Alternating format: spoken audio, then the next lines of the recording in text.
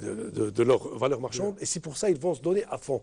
Ça n'aurait été pas la Coupe du Monde, Farid, je te le dis franchement, moi j'ai quelques craintes. Parce qu'un but, ce n'est pas facile à remonter. Pas du tout. D'autant plus qu'on nous oblige à attaquer, on n'est pas très bon dans l'attaque.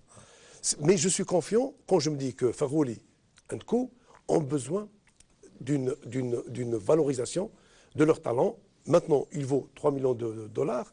Après la Coupe du Monde, s'il réussit la Coupe du Monde... En euros, généralement. Voilà. En euros. Il préfère compter en euros. 3 millions d'euros, il vaudra peut-être 10 millions d'euros. Alors, Vahid Halilhodžić n'a pas raté l'occasion de s'adresser au public. Il a lancé un message au public. Respectez, s'il vous plaît, l'hymne national de l'adversaire. Vahid Halilhodžić. Pour match retour, essayer de gagner footballistiquement. Mais l'autre côté, on était bien accueillis là-bas. Très bien accueillis là-bas. Est-ce que vous avez remarqué, pendant l'hymne national, il n'avait même pas sifflé. C'est à cause de ça, responsabilité des supporters de Blida, qu'ils n'étaient toujours pas corrects vis-à-vis de ça, qu'on arrête de siffler l'hymne national d'adversaire. Ça, c'est respect essentiel de ça. Mais soutien énorme que j'attends à Blida pour l'équipe. Il a besoin de ce soutien. Même s'il commence un petit peu mal, cet aspect psychologique, c'est très important. On a besoin de soutien presque inconditionnel pour l'équipe. Les joueurs vont donner, je pense, maximum pour espérer cette victoire grandiose. Soutien inconditionnel, respect de l'hymne national de l'adversaire. On rappelle également aux supporters qui seront présents à Blida, quand les supporters sifflent l'hymne national de l'adversaire, c'est une amende que paye la Fédération algérienne de football. Et puis le civisme veut qu'on respecte l'hymne national d'un pays. Pour moi, c'est la seule crainte que le public se laisse aller à des gestes d'anti-jeu. Et là, on pourrait payer une amende, sinon plus. Imaginez que l'Algérie gagne et qu'il y ait un envahissement du terrain avant la fin du match. Oui, ça également. Oui. Alors, est-ce que la Fédération ne devrait pas faire appel, ou les organisateurs, à des figures emblématiques du monde du football pour lancer un appel au public, ne pas lancer de fumigène, respecter l'adversaire, respecter l'hymne national de l'adversaire? C'est des pistes, non? Ça s'est fait par le passé. Je me rappelle, avant le match contre l'Égypte, à Blida, en 2009, on avait dit, parce qu'il y avait un risque de sanction de la FIFA, il y avait, même nous, on avait participé dans le journal avec des banderoles, pas de fumigène, pas de jet, pas d'insulte.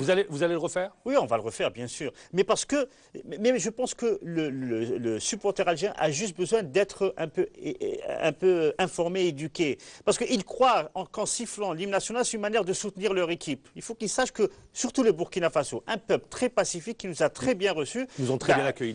C'est un respect pour l'homme qui est en face. Et après, une fois le coup de sifflet de début donné, là, il faut soutenir les Algériens, ça c'est autre chose. La qualification passe par le respect de l'adversaire dès le départ. Donc c'est un premier point très important pour notre public. Et comme tu as dit, Ammar, il y a des organisateurs. Le stade va faire le plein avant l'heure. Donc il y a des organisateurs dans les micros pour sensibiliser le public de Blida. Messieurs, et là on va pousser... Je pousse un coup de gueule pour dire on savait qu'il y avait il y aurait un match le 19 novembre. Il suffisait de bien s'organiser, de prévoir différents points de vente et on n'aurait pas assisté à c'est préhistorique cette vente de billets. On va voir les images, mais c'est scandaleux. Comment peut-on encore accepter de vendre les billets de cette manière, avec des petits guichets, des trous de souris pour vendre des billets? Alors je ne sais pas si on a les images, on va les avoir tout de suite.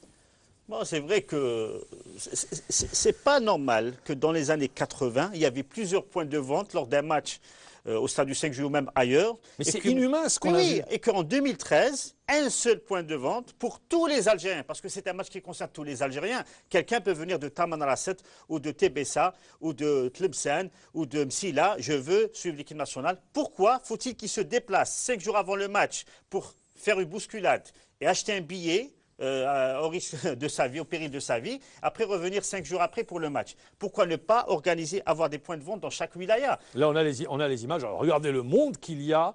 Et puis, comme ça, les supporters amassés sur un tout petit guichet en train de bousculade. Heureusement, alhamdoulilah, il n'y a pas eu de décès parce qu'on avait annoncé à un moment donné. Regardez ce petit guichet, vraiment vendre les billets comme ça. C'est un comportement bestial. Moi, je suis scandalisé, franchement. Avec 250... Regardez-moi ce petit trou de souris. Avec 250 millions de dollars dans les caisses, dollars, pas d'euros. cette fois-ci, une puissance africaine, une puissance économique, l'Algérie, qui donne cette piètre image d'un pays sous-développé, c'est quand même une honte. On aurait dû s'y prendre à temps, comme l'a dit Farid, on aurait dû décentraliser la vente des billets. Quand bien même on ne décentralise pas, il n'aurait pas dû avoir 10 guichets, mais au moins 100 guichets. Moi, je comprends vraiment. On dirait qu'ils veulent. C'est fait exprès. Voilà. Moi, j'ai l'impression que c'est fait exprès. On aime la désorganisation. Ammar, mais qui a décidé de vendre les billets sur un seul stade? Ça, c'est les organisateurs, hein. Parce que le stade est domicilié, le match est domicilié à Blida. Donc, c'est les organisateurs de la rencontre. Mais il y a le stade du Saint-Juillet. J'aurais aimé diviser la vente des billets sur 2 stades. Le stade du Saint-Juillet et le stade de Blida. Pour avoir ce fameux sésame, il y a des supporters qui sont venus de très loin, ils ont passé la nuit là-bas. Mais imaginez cette bousculade. Et puis, à chaque fois, ça se répète. On en parle et puis on refait la même chose. Est-ce qu'il ne serait pas temps de dire, stop, halt, vendons les tickets d'un tel événement d'une manière différente? On savait le faire avant. Pourquoi on ne sait plus le faire? Parce qu'il n'y a plus de commission ad hoc. Moi, je pense que c'est la direction de la jeunesse. Ça, c'est les supporters qui sont venus la veille de la vente des billets. Hein. Qui a décidé peut-être d'allouer 10 guichets pour vendre les billets. Moi, je suis, comment dire, je suis vraiment déçu, et même plus que déçu, je suis en colère, si le terme est exact. Pourquoi fait-on subir ces châtiments? Pourquoi est-ce qu'on doit souffrir? Oui, pourquoi? Pour aller voir un spectacle. Et tu imagines, par la suite, sinon, non, pas pour leur argent. Et imaginons que l'Algérie n'est pas qualifiée. Il va y avoir une explosion. Les gens sont sur les nerfs. On les met sur les nerfs bêtement, comme ça. Et le deuxième coup de gueule qu'on peut pousser, c'est pourquoi est-ce qu'il faut aller au stade à 9h du matin pour un match qui a lieu à 19h, rester de 9h à 19h au stade Mustapha Tchaker, il n'y a pas d'abri, il va pleuvoir, on annonce des conditions météo avec de la pluie durant la journée, mais pourquoi est-ce que ça doit se passer comme ça et pas de manière civilisée en arrivant au stade à 1 heure avant, tranquillement, pour rentrer? Parce qu'en Algérie, on n'a pas cette idée pourtant simple de numéroter les places dans les stades. Ça, c'est pas fait. Même dans le plus grand stade d'Algérie, Saint-Juillet, les places ne sont pas numérotées et c'est grave. Parce que dans des pays où le football est une culture, chaque billet comporte le numéro du rang, le numéro du siège, etc. Il peut se présenter 10 minutes avant le match et personne ne lui piquera sa place.